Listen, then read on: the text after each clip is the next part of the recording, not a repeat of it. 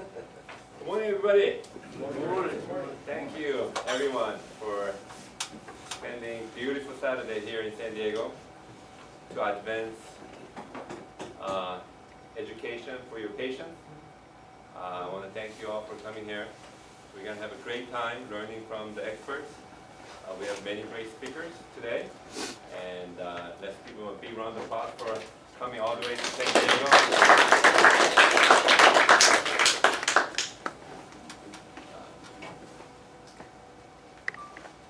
So today, John will start by talking about innovative ways to grow bone. And also we have Dr.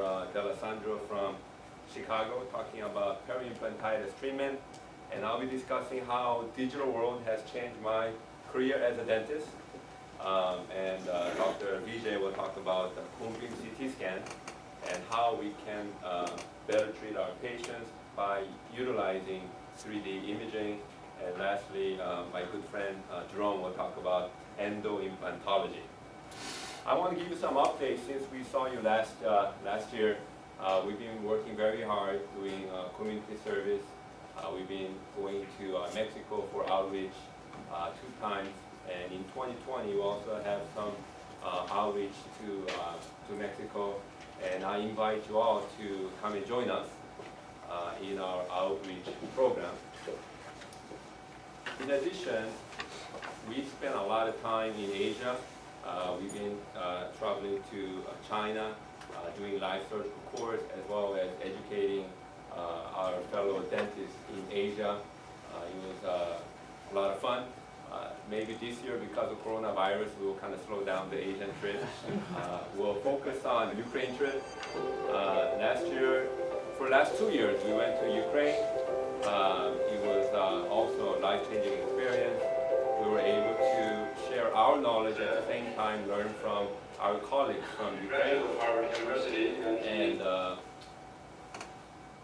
we also planned live surgical course. Last year, we were able to place almost 750 dental implants to people who otherwise couldn't afford to get a dental implant at a discount rate. So let's give ourselves a big round of applause.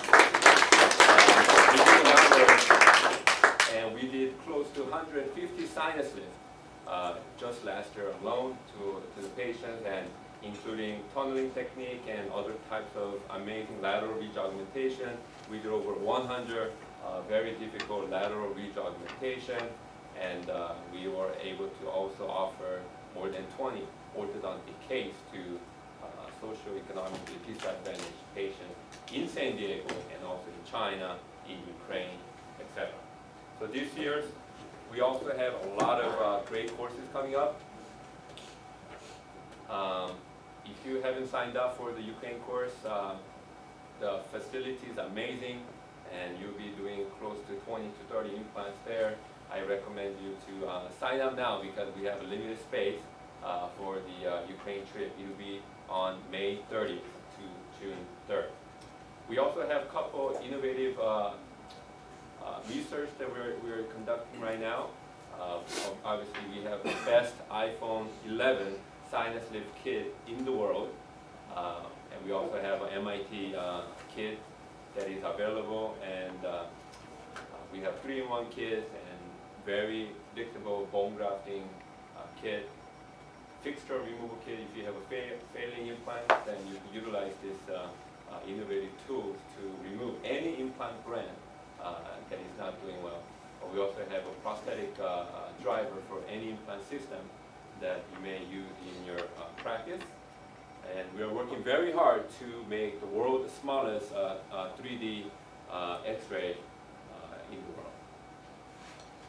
Lastly, we are working on very innovative way to skip unnecessary drilling, and we are doing some pig studies to develop simple bone collecting drills that can minimize your surgical time.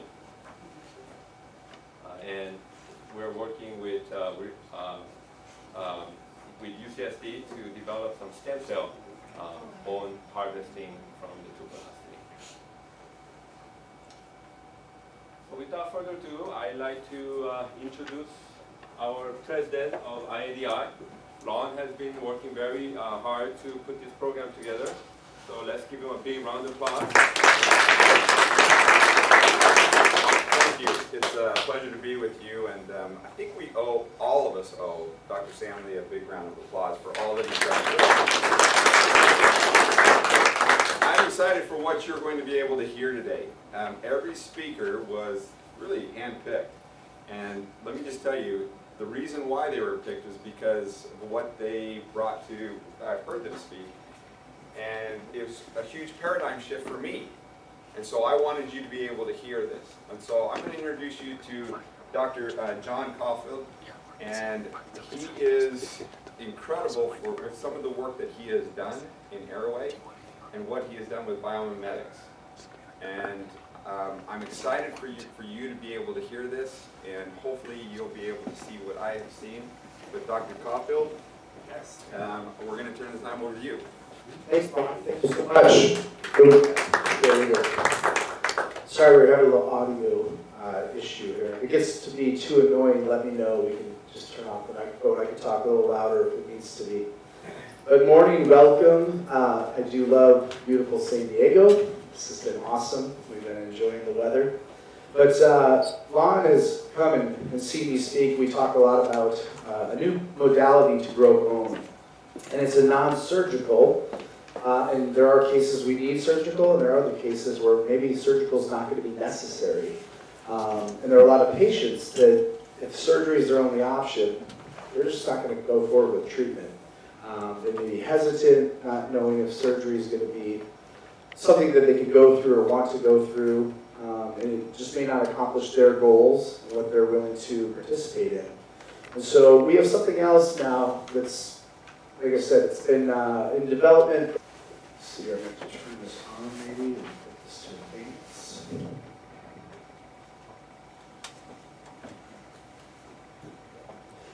Most of this work comes from a textbook that was written by Dr. David Singh called Epigenetic Orthodontics. And so Dr. Singh, and this is Dr. Singh here accepting his award at the Royal College of Surgeons, discovered this technology in a roundabout sort of way. He actually went, when he was much younger, and actually he's one of my mentors. This is me receiving my award from Dr. Singh, which is a huge honor at our last conference, our with Breathing and Wellness Conference. But Dr. Singh worked down in Costa Rica. He had a grant for the National Institute of Health. He started working with cleft palate and lip children. And through his studies, he started looking at all these beautiful kids and realizing that the body just wasn't growing and developing. The bone, the maxilla bone, the nasal bone, all these things weren't growing and developing the way they should. So he had an idea, and he thought, what if I teach the nose where it goes, and maybe the body will start to recognize the cells, all the different cells in the genes will recognize what's supposed to happen.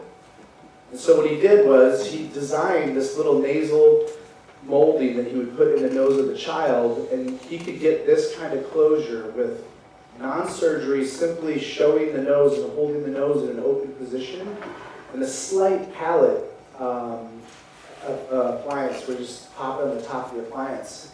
You started seeing these things resolve themselves and work in non-surgically and start filling in the cleft lip and palate. And when he went back and looked at the measurements and looked at the differences and the changes in the size and the volume that he was getting, he was astonished at what the body could do if we just give it the right structure, the right signal, the right space. And so through that research, he started making comparisons to what does the normal child look like versus one of the children that had these nasal alar molds to help guide and direct the body. And we mapped them out together. He found there was actually very little difference between a child that had cleft lip and palate and a child that never had it once they completed the treatment with this guiding principle. And so from there, he started going into literature. This is when he wrote his major thesis. It's called the Spatial Matrix Hypothesis, which sounds like something from Star Wars, right? But he basically concluded that during growth, spatial and functional alignment of skeletal elements, like the nasal molding he used, are maintained through remodeling of bony structures including the periodontium and other tissues, to permit function. This was part of the functional matrix hypothesis, if anybody's familiar with that, from Dr. Moss. And environmentally induced changes is what usually alters, sometimes genetically induced, but sometimes it's environmentally induced factors like sticking a finger in the mouth or sucking on a pacifier, drinking from a bottle versus nursing. All these little changes, these epigenetic, outside of the genome changes, started to produce these new solutions, but they always brought now occlusions, other, sequelae that we didn't want to see. And that new solution represents a departure from what's genetically encoded or supposed to happen in the body. We all have genes inside of us that knew it was supposed to have a right and a left hand, and that those two hands should be about the same size. So what's really powerful is when you start to realize that that temporospatial patterning inside of our bodies is there. We just have to activate it to get our bodies to recognize it again, to develop and grow bone. And then if bone grows, bone sets the tone, right? Tissue is the issue. So if we can get the bone to develop and grow in an adequate way, the soft tissue will follow, and we'll start to see correction and symmetry as well. So when we see these changes, these new solutions, what happens is the body goes through developmental compensation. There's a compensation if you stick the thumb in the mouth, the teeth no longer have that space to grow into, so they grow into a different pattern, a different formation. So what if we go back, and that is what causes malocclusion, TMD, tori, obstructive sleep apnea syndrome, all these other health issues that we see later in life. So he looked at developmental compensation, and then he said, what if we decompensate and require, if we use a certain appropriate signal, we can actually reestablish the genetic map or the genomic map and get these patients to phenotypically, right, they express themselves in a more natural and more ideal way. So one of the things he started looking at as he started testing his theory further was he said, look, what happens, there's a lot of research that was done, and it says, what happens if you change the spatial relationship of the jaw and the teeth? And they had some rats that volunteered for this study. And what they did was they put a slight occlusal interference right in the midline, so the jaw had to deviate to the right or the left for the rat to be able to eat and survive. And we did this because we wanted to see what would the spatial change do. Well, amazingly, when you put an interference like that and the rat has to protrude and move right or left, you end up turning on all of these different genes or turning off these genes. Within 14 days, we saw genes either get expressed or get depressed, and they would happen at different rates at different times. So he started to realize that just moving something physically in the body or giving it a new position or a new space, you could actually talk to, signal, and turn on or off genes. And they found this in research throughout. And the more amazing thing is